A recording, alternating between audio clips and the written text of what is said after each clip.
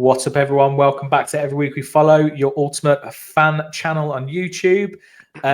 We are going to be talking about how the Champions League going for us. What are our chances around the last 16 after that dreadful Monaco result? But Gary, the champions.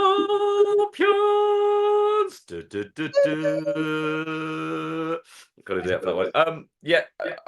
Let's. I think it's important this discussion, mate, because next week, Wednesday, is going to be an exciting day, mate. Every team plays at the same time. Would you say it's the biggest game in the last decade? The difficulty is the playoff final, right? That was huge. Yeah. Would you say this is the biggest game in the last decade? Well, bar the playoff final, just because what that meant to getting back into purely because it's the next stage of the Champions League could define our season, really. So I think if we can beat Celtic, we've just got to do our business. That's all we can do, because now it's out of our hands and we need results to go for us.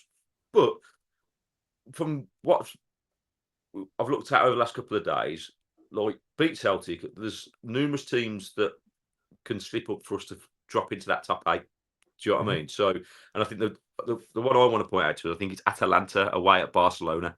Now, even if Barcelona put their kids out, I still fancy Barcelona to get a result in that game. But football's a funny old onion. Atalanta aren't terrible either. No, they're not. Scalps. And the fact that Barcelona don't have to, don't need anything. They're in that top 8 already. But I feel a bit more confident now that we can beat Celtic, and that there are the pathways are still there for us to finish in that top 8. And there's do you ever follow Mark Goldridge? I think he's all over the place. So he was chatting about that. The Champions League's now it's just purely about more games and more money. It's diluted it down, and while he enjoyed the excitement of Tuesday and there's some good games, it's still now actually teams like Real Madrid and Man City are not that fussed about finishing the top 8, because if they finish in as long as they finish in that top 24, it's an extra couple of games. They've got massive squads. They're probably going to win that game anyway. So it's just more revenue. So he feels like it's taken the quality out of it by diluting that down. The teams aren't going to care about it, because actually the big ones will just walk that playoff game. It's an interesting point. So, will they? I think there's been a lot of upsets. Now, either that's because teams are going, they're rotating their squads, and they're like, actually, we want to concentrate early on the league, and we're not really fussed because we'll just be in the top 24. Yeah. No, I find that a bit hard to believe. I feel like if you're in the Champions League, you're going to play to win those games.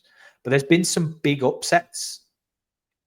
And why won't that happen in the playoffs as well? I just think teams like, maybe not Man City, but teams like Real Madrid, there's so much experience within that team for European things that whoever they get, you just fancy them. They won it last year. We've been over two legs. Over two legs. Do you know what I mean? It's the Champions League of old, isn't it? So you'd fancy them, wouldn't you? Even when they're shit, they still win. They shouldn't have won if Dortmund had taken their chance in the final last year, the game would have been over at half time. So it's one of those where I don't know. I love a bit of a conspiracy theory, mate. Just basically teams kind of purposely losing just to kind of get more money. I don't think they're purposely losing, but I think it's an interesting. I didn't think about the fact that they probably will just make it through anyway, because they just 24. But for us, Villa, that top 8 finish means when we get, we need the rest. We don't need another 2-legged game in February. When we want to focus on finishing as high in the league as we can. So the top 8 thing for me will, I don't know, it'll take a bit of the pressure off the current squad, knowing that they've qualified and they haven't got to worry about that playoff, and they can, they'll get a little bit more of a rest on those days that those fixtures are being played, and we can focus on our league form. That for me has got to be the drive. But I'm nervous because after Tuesday's game, I can't believe the desire and the drive wasn't there to win that game. Because if we'd have won, we could have just needed a point against Celtic to qualify, and that would have taken the pressure off. The good thing is at home. We are a different beast at home. In anything, we're just miles better at home. Yeah, I agree. We the fantastic fans. Every week we follow the boys in Claret and Blue. It can be the quietest stadium in the UK though sometimes, but like you got to think there's going to be an atmosphere that night. There has to be an atmosphere that night. We've got West Ham this weekend to try and you're gonna have 4,000 Glaswegians come down. Like it's gonna be bonkers, and it's gonna be bonkers. Yeah. I can't wait. It's gonna be bloody brilliant. I'm gonna have to drive about 1 million hours because it's gonna be mental traffic and stuff. But yeah, mate, you better set out kind of like midday, I think, just to get. But the way it falls, at the moment. So Jonathan Townley on the Birmingham Mail. Where about this earlier.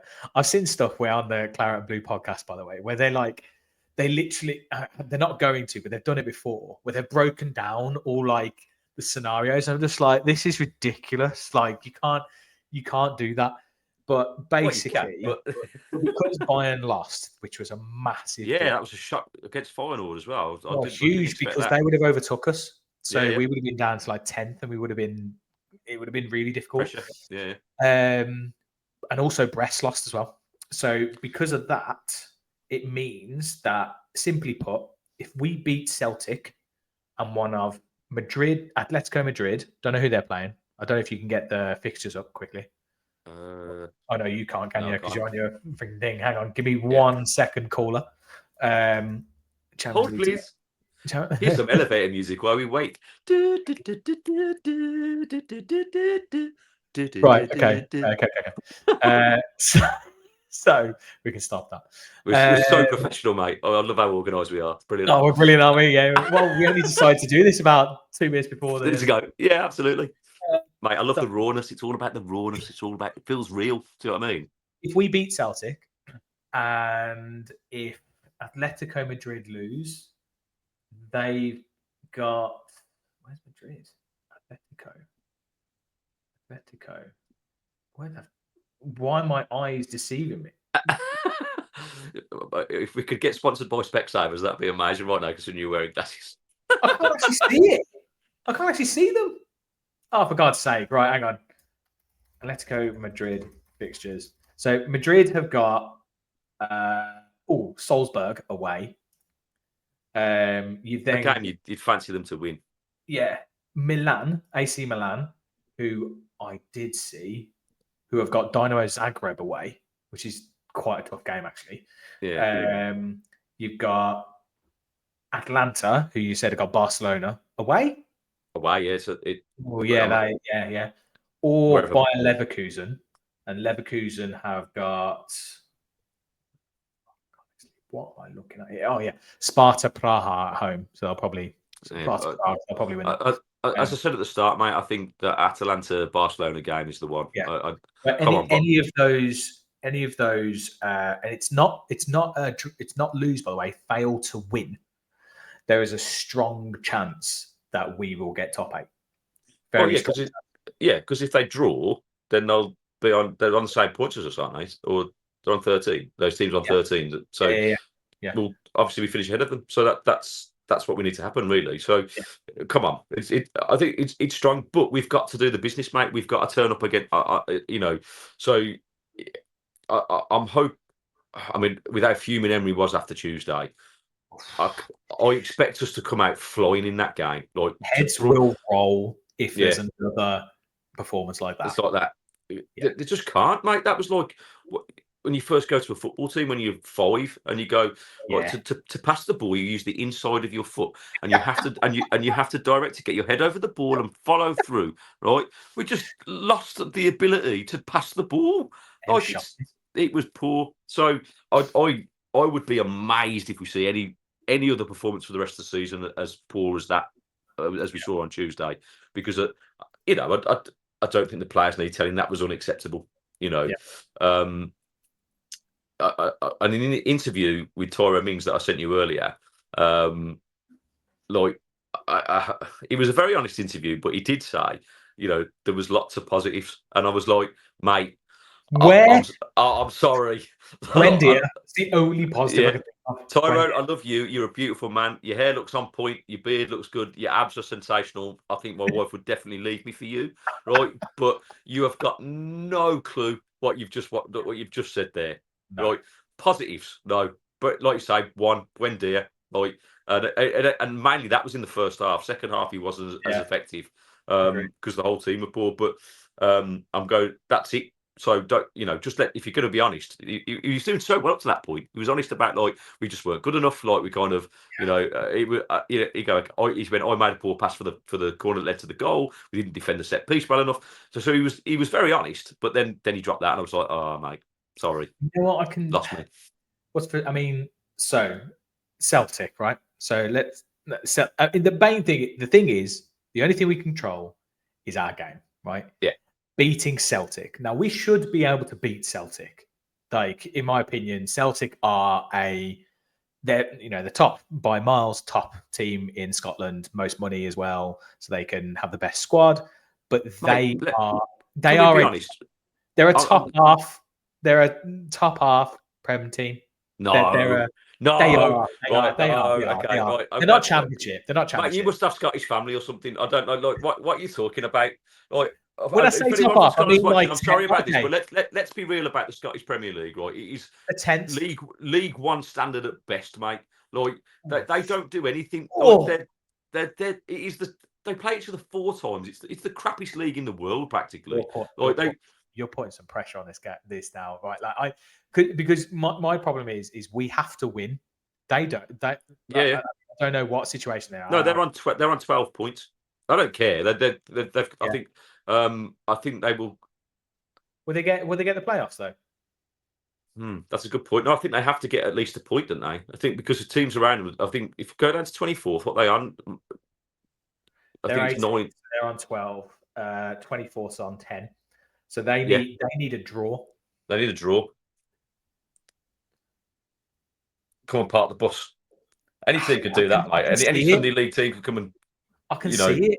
And that's what's frustrating is I can see them really frustrating us, and the crowd get on our backs, and we struggle. But again, mate. But if we play with our tempo, right, we should have enough to create. And we could beat anyone. Play with our tempo. But we need to play with tempo. When teams come apart the bus, we need to move the ball quickly, right, and kind of move them around. And we don't do that effectively enough at times.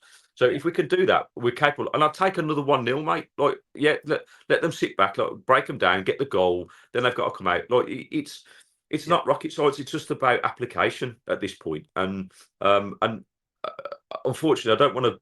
I've been massively disrespectful to Scottish football because I think it's dire, if I'm honest. And I don't think that. I think it is, other than those top 2 teams. I think you're right, maybe for the rest of the league, but I still think those top 2 teams would. Mate, in the last 100 years, what have they done at any level when they've played European football? I still reckon they'd stay in the Premier League.